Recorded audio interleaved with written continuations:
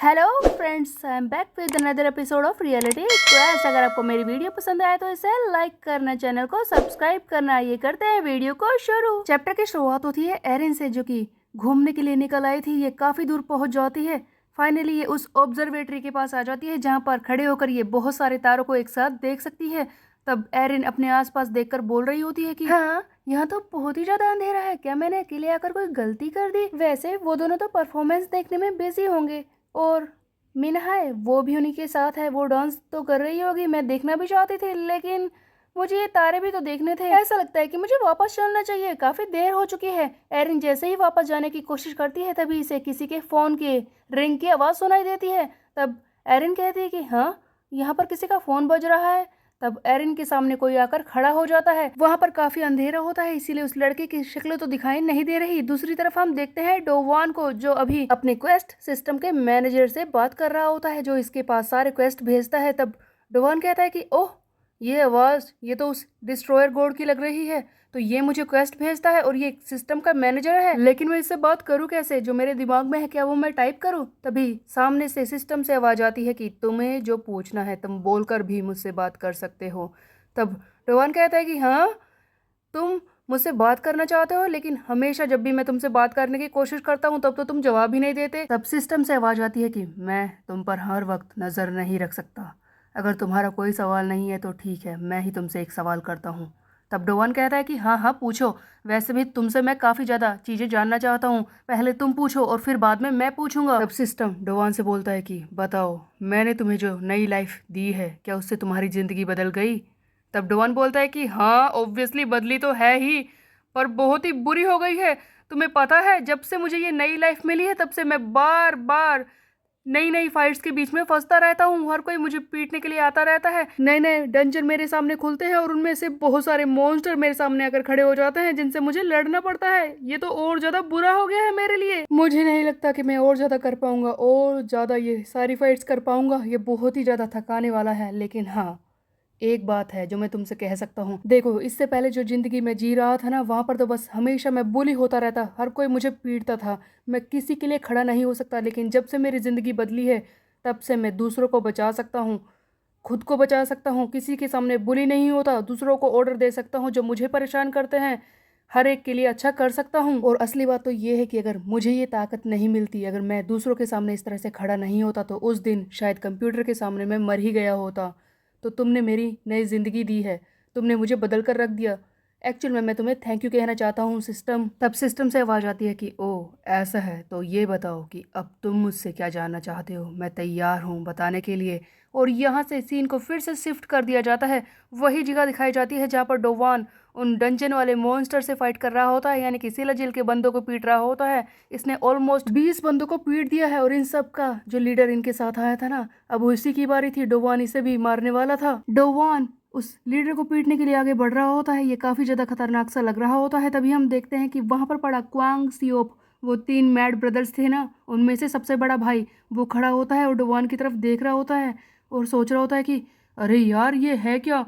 इससे पहले जब हम 3 भाई से लड़ रहे थे तब तो ये आराम से लड़ रहा था, अब तो ये बहुत ही ज्यादा खतरनाक लग रहा है, एकदम राक्षस की तरह। खैर जो भी हो, मैं तो बच गया ना। मैं अपने दोनों भाइयों को लेकर यहाँ से निकलता हूँ। ये तो सचमुच एक मॉन्स्टर है, इससे अपनी जान बचानी होगी। ये डोवान से काफी ज्यादा डर रहा होता है।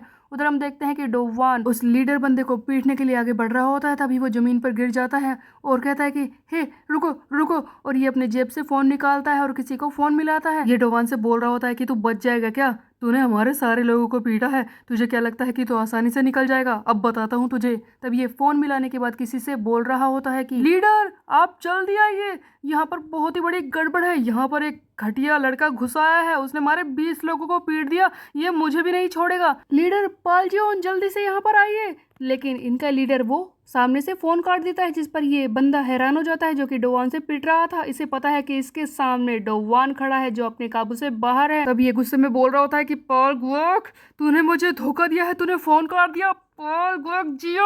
और डोवान इसके ऊपर पैर रख के इसे वहीं पर लेटा देता है, मतलब इसे भी पीट देता है। पर वहीं पर लेटा हुआ क्वांग सियोप, यानी कि वो मैड ब्रदर का सबसे बड़ा भाई, बोल रहा होता है कि क्या कहा इसने पिटते पिटते? पाल गुआक जियोन? क्या इनका लीडर वो है पाल गुआक? मैंने ये नाम अच्छी तरह से सुन रखा है, ये वो तो नहीं?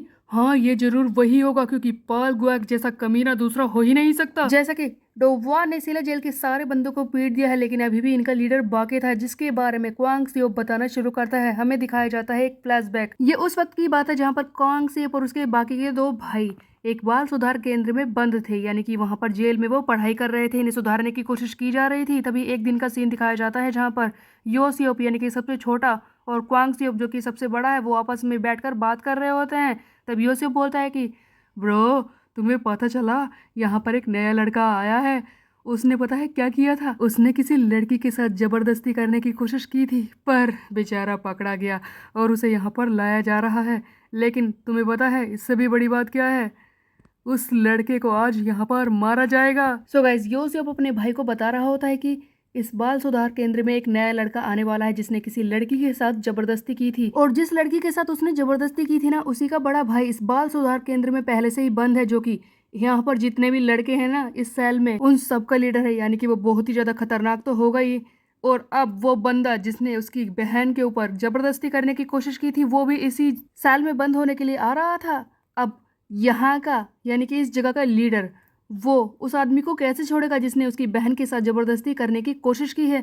योसियोप अपने भाई को इसी बारे में बता रहा होता है। तब हमें एक सीन दिखाया जाता है जहाँ पर ये सारे कैदी लाइन बनाकर जा रहे होते हैं। इनके सामने एक पुलिस वाला चल रहा होता है। तभी उसके वॉकी टॉकी पर आवाज आती है कि कुछ गड़बड़ है, कुछ गड़बड़ है, जल्दी आइए। तब हमें एक सेल दिखाई जाती है जहाँ पर हम देखते हैं कि एक लड़के ने मिलकर कई सारे बंदों को पीट रखा है, और इस सेल का जो लीडर है ना उसे भी पीट दिया है। और ये सब करने वाला वही लड़का था जो इस सेल में नया आया है और जिसने इसकी बहन के ऊपर जबरदस्ती करने की कोशिश की थी। यानी कि ये बहुत ही ज्यादा खतरनाक है। हमें दिखता है एक पतला सा लड़का जिसने 15-20 बंदों को पीट रखा है। इसके सामने एक मोटा सा लड़का पीटा हुआ पड़ा था। ये उससे बोल रहा होता है कि हे ब्रदर, तुमने ऐसा क्यों किया? तुम्हें पता है जियोन, मैं उससे बस प्यार करने की कोशिश कर रहा था और तुम मुझे मार रहे हो।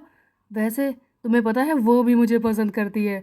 अब की बार तो मैं फेल हो गया क्योंकि पुलिस वाले बीच में आ गए थे ना, लेकिन अगली बार जब तेरी बहन तुझसे मिलने के लिए आए ना तो मुझे पहले ही बता देना। अब की बार तो मैं अपना काम खत्म करके रहूंगा। अब की बार तो मैं उसके साथ मजे लेकर रहूंगा। और गाइस, ये कुत्ते जैसी शक्ल वाले एक्सप्रेशन देने वाला लड़का ही है पाल गुएक जियोन, सीला जेल ग्रुप के बंदों का लीडर जिन्हें डोवान इस वक्त पीट रहा है। और क्वांग सियोप को इसके बारे में जेल में ही पता चला था।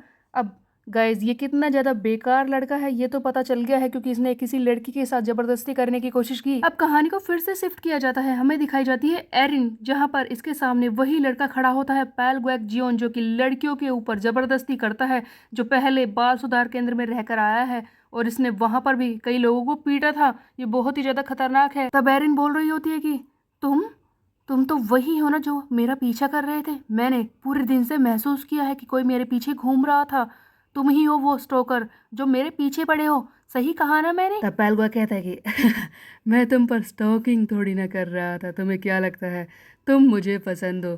मैंने तुम्हें उस बंदर लड़के के साथ उस दिन देखा था। तुम उसके साथ जीप पर जा रही थी ना, तभी तो तुम्हें देखकर मैं फ्लैट हो गया था।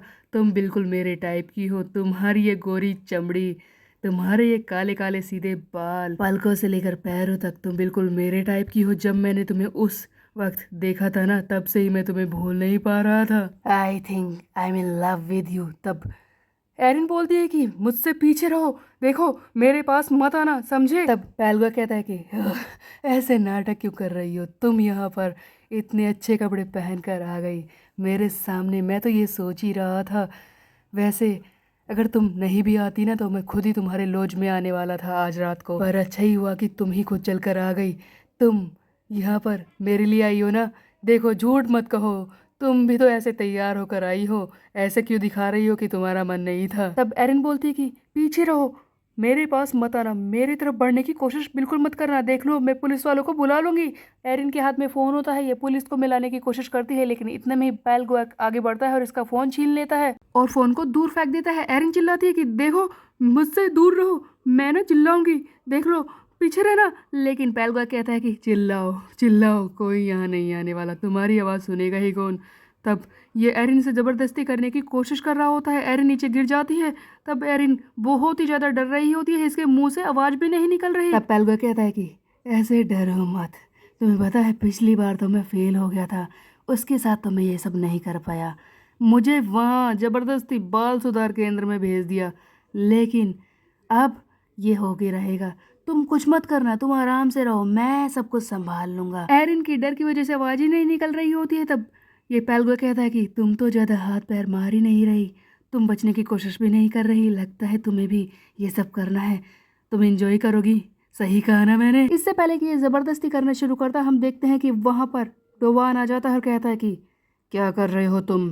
तब पेलगो कहता है कि अरे यार कौन आ गया, करने से पहले ही आ गया, पिछली बार की तरह हुआ है ये तो। कौन है बे तू।